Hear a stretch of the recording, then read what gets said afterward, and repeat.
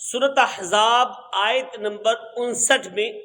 اللہ پاک نے جو ارشاد فرمایا یہ سماعت فرماتے ہیں۔ اس آیت مبارکہ میں ارشاد فرمایا کہ اے پیارے حبیب صلی اللہ علیہ وآلہ وسلم، آپ اپنی ازواج مطہرات، اپنی صاحبزادیوں اور مسلمانوں کی عورتوں سے فرما دیں کہ جب انہیں کسی حاجت کے لیے گھر سے باہر نکلنا پڑے تو وہ اپنی چادروں کا ایک حصہ اپنے منہ پر ڈال کر رکھے اور اپنے سر اور چہرے کو چھپائیں۔ زمانہ جاہلیت میں یہ طریقہ تھا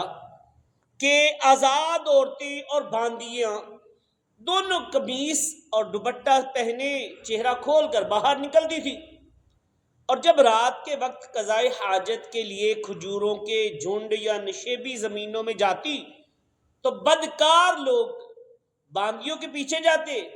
اور بعض اوقات وہ آزاد عورتوں پر بھی دست درازی کرتے اور یہ کہتے کہ ہم نے اس کو باندی گمان کیا تھا۔ اس پر آزاد عورتوں کو یہ حکم دیا گیا کہ وہ چادر سے منہ ڈھانک کر، سر اور منہ چھپا کر باندیوں سے اپنی وضع ممتاز کر دیں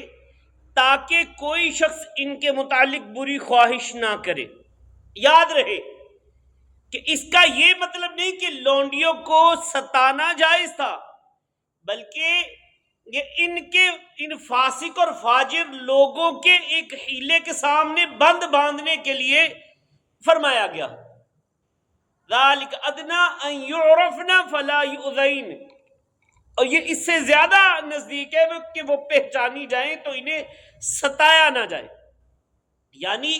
اگر آزاد مسلمان عورتیں اس طرح چادر اوڑھ کر چہرہ ڈھانپ کر